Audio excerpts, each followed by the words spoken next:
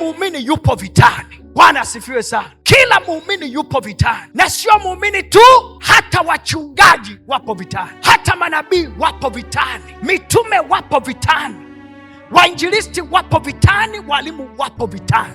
Lakini tunapokuwa vitani, kuna kitu kinachotutofautisha, ama kupambana kwa ujasiri au kupambana ukiwa umejaa hofu, kupambana ukiwa na clear mind, ukiwa na amani moyoni, au kupambana ukiwa na mkanganyiko.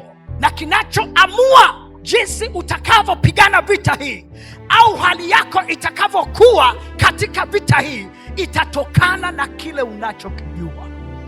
Ndio maana leo msingi wangu na lengo langu ni kukupa kitu ambacho kitakusaidia wakati unapopigana, hofu isitawale maisha yako, mkanganyiko usitawale maisha yako.